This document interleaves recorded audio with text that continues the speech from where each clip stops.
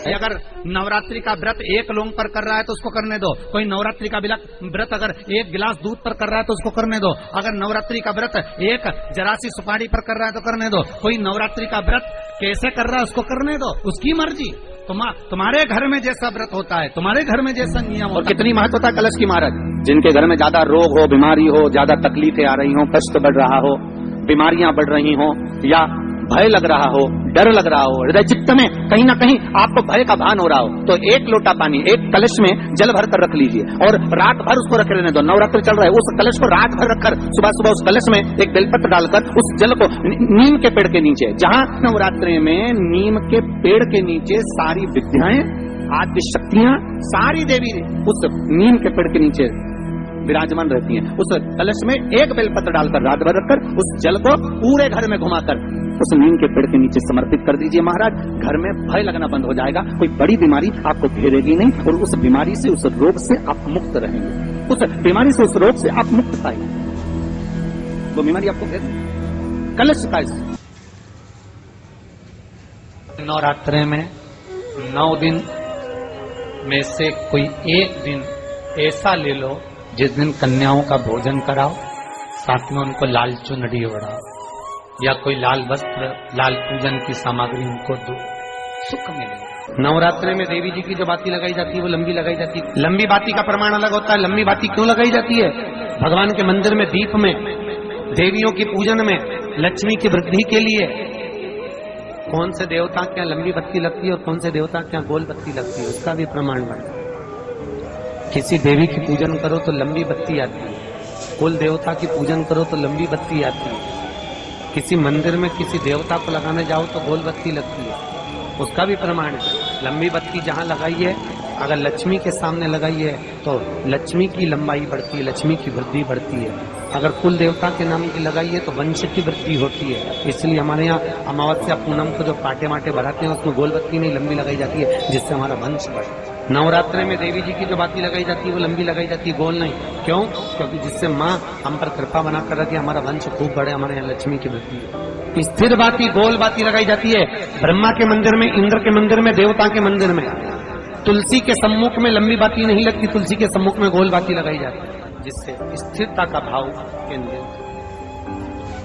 People के वृक्ष के नीचे कभी लंबी बाती नहीं लगती, बड़ के पेड़ के नीचे कभी लंबी बाती नहीं लगती, आंवले के पेड़ के नीचे कभी गोल बाती नहीं लगती, आंवले के वृक्ष के नीचे लंबी बाती। आम के जो पत्ते जिस डाली में लगे होते हैं वो डाली कोमल सी डाली, 11 टुकड़े महाराज एक कच्चे सूत से लपेटकर 11 बार उसका भाग, जब उसको लपेट लोगे इस तरह से इकट्ठा करके, आगे का जो भाग है 11 बार कच्चा सूत लपेटने के बाद जो भाग पीछे का आगे का कोई भी हो उसको शहद में डुबाकर शिव जी को समर्पित कर दो। किस जगह पर रखना है? अशोक सुंदरी वाली जगह। अशोक सुंदरी की जगह जानते हो आप लोग, पहले भी आपको बताया है, आज फिर आपको वर्णन कर दें। जैसे ये गोल जलाधारी है, ये शिवलिंग रखा है, ये 2 जहां से पानी बह रहा है बाबा के चरणारविंद, राइट में श्री गणेश जी का स्थान, लेफ्ट में कार्तिकेय का स्थान, बीच में अशोक सुंदरी की जगह। शंकर भगवान की 6 लड़कियां हैं। भगवान शंकर के 13 बच्चे, 13 बच्चों में से 6 लड़कियां, उस 6 लड़कियों में से एक लड़की का स्थान, भगवान शंकर की एक बेटी का स्थान, अशोक सुंदरी का स्थान सामने। पद्म पुराण में स्पष्ट किया ये स्थान अशोक सुंदरी का। शंकर भगवान की जलाधारी में पार्वती जी का हस्तकमल, ऊपर से जो एक एक बूंद पानी गिरता है, ये शंकर भगवान की 5 लड़कियों का स्थान है। जया, विषहरा, शामरी बारी, दौतली और देव। शंकर भगवान की 5 लड़कियां भगवान शंकर के मस्तक पे जल की धार गिरा रही हैं। बीच में जो अशोक सुंदरी का स्थान है महाराज, उस जगह पर शहद का मुख, जो शहद आपने भिंगोया है, उस शहद का मुख शंकर जी की ओर कर कर इसी चैत्र के महीने में, इन्हीं नवरात्रि में शंकर भगवान के उस अशोक सुंदरी की जगह पर शहद का भाग शिव जी की ओर रख दें। महाराज, अगर घर में संपदा की कमी हो या कोई पैसा खा गया हो, रुपया नहीं दे रहा हो, पैसा अटक गया हो, तो उस शहद को शिव जी की ओर मुख कर कर उस आम के पल्लव की जो डंडी है उसको 11 डंडी को वहां रख दीजिए और उससे अपनी कामना कर कर आ जाइए। हो सके उस शहद में से थोड़ा सा शहद किसी रुमाल पर, किसी कपड़े में लगाकर उसको रख लीजिए। जिस व्यक्ति से पैसे लेना है, जिस व्यक्ति से पैसे मांग रहे हो, उससे एक बार जाकर मिल लीजिए, एक बार उसको खबर कर दीजिए।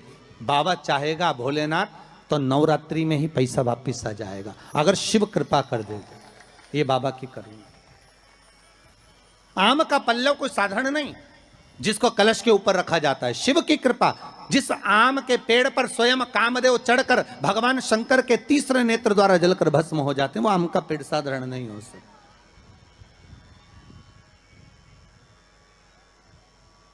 सहज नहीं है। और वैसे भी शिव शिव है महाराज। आम का जो पत्ता होता है, आम का जो पल्लव होता है, उस आम के पत्ते पर हल्दी और सिंदूर, इन दोनों से स्वस्तिक का निर्माण किया जाए। देवी भागवत का संवाद है, बहुत ध्यान देना महाराज। जिन कन्याओं का विवाह ना हो पंचमी के दिन, नवरात्रे की कोई सी भी पंचमी, मतलब जो पंचमी तिथि पड़ेगी, कोई भी नवरात्रा हो, चाहे वो 4 नवरात्रे में से, चाहे वो पौष का हो, अश्विन का हो, चैत्र का हो, आषाढ़ का हो, किसी भी नवरात्रि में आप कर सकते हैं। एक पान के पत्ते पर, एक ही पत्ते पर जो 2 स्वस्तिक बनेंगे, एक हल्दी का बनेगा, एक सिंदूर का बनेगा। बस अंतर इतना है, जो हल्दी का स्वस्तिक है उस पर कंकु के चावल अर्थात रौली के चावल, रोली कुंकू के चावल रखना है, और जो सिंदूर का है उस पे हल्दी के चावल रखना है। इतना रखकर जिस लड़का लड़की का विवाह नहीं होता उसकी हथेली पर रखकर उसका नाम और गोत्र बोलकर महाराज उसको ले जाकर नीम के पेड़ के नीचे उसको रख दिया जाता है। मात्र 3.5 या 4 महीने ऐसे रहते हैं जिसके अंदर उस लड़का लड़की का विवाह पक्का हो जाता है। जिसका विवाह नहीं होता केवल उसी के लिए, जिसका मंगल विवाह ना हो रहा, आम के पल्लव में शिव का वर प्रदान है, आम के पल्लव में शंकर का आशीर्वाद, आम के पल्लव में शिव का आशीर्वाद। के दिन लोग देवी जी की स्थापना करते हैं, तो क्या स्थापना में क्या रखते हैं? कलश रखते हैं ना। तो कलश किस लिए रखा जाता है? कलश का क्रम क्या है? अपन ने अभी तक कथाओं में बहुत सुना, शिव महापुराण में, कि दिए का महत्व क्या है, अपन ने सुना दही का महत्व क्या है, जल का महत्व क्या है। पूरी शिव महापुराण में अपने अलग अलग महत्व को जाना है। पर यह नवरात्रे में जो शिव महापुराण की कथा शुरू हो रही है, नवरात्रे में जो शिव महापुराण की कथा को हम श्रवण करने के लिए बैठे हैं, इसमें हमारा एक संशय और मिटना चाहिए कि भारत की भूमि पर जब मां आद्य शक्ति की स्थापना होती है, मां जगतजननी को जब विराजमान किया जाता है, या चैत्र नवरात्रे में, शरदीय नवरात्रे में, आषाढ़ी नवरात्रे में, आदिकादिक पौष नवरात्रे में हम शंकर की, हम जगतजननी जगदम्बा की जब स्थापना करते हैं, या हम नूतन घर का प्रवेश करते हैं, या गणेश जी की स्थापना करते हैं, या कोई दुकान को प्रवेश करते हैं, या कोई शुभ कार्य करने के लिए अग्रण्य होते हैं, तो हम कलश की स्थापना क्यों करते? आखिर कलश में ऐसा क्या है? कलश के अंदर आखिर ऐसा क्या विराजमान है कि 33 कोटि देवता उस कलश के अंदर आकर बैठ जाते हैं महाराज?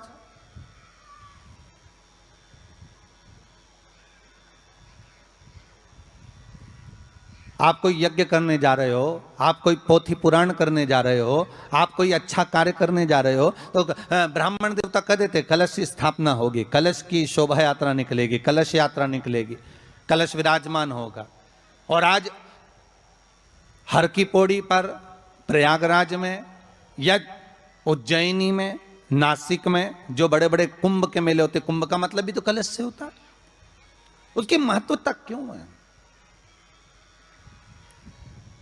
उस कुंभ की, उस घड़े की महत्वता कहां से प्रकट हो गई? शिव महापुराण की कथा कहती है महाराज, भगवान औघड़दानी शंकर स्वयं आद्य शक्ति जगदम्बा से कहते हैं कि जगदम्बा तू क्या चाहती है बोल। तो जगतजननी जगदम्बा कहती है कि जहां मैं हूं वहां शंकर है। ये आपने कह दिया, पर जहां शंकर है वहां पार्वती का होना जरूरी है। उसके लिए सिद्ध करने के लिए एक स्थान ऐसा बनाया जाए जहां पर शंकर विराजमान है और शंकर के साथ पार्वती विराजमान है। तो शिव जी ने कहा, पार्वती उसके लिए मैं तुझे एक सुंदर कलश का निर्माण कर देता हूं। कितना सुंदर लिखा है देवी भागवत के अंदर कि जहां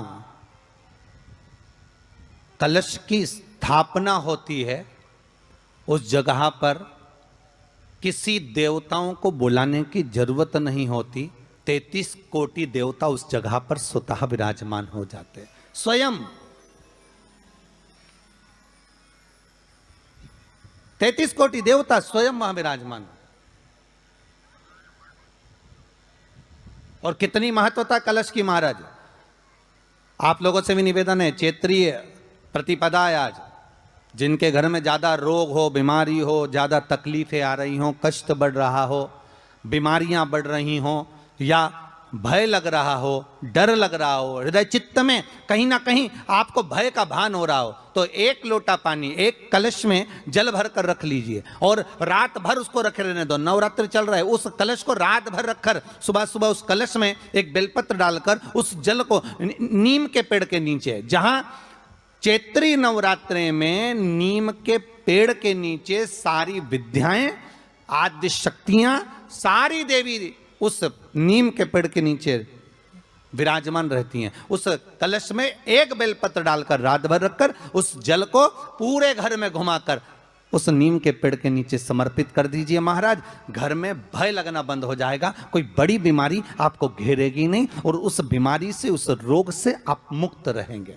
उस बीमारी से, उस रोग से आप मुक्त पाएंगे, वो बीमारी आपको घेर नहीं। कलश का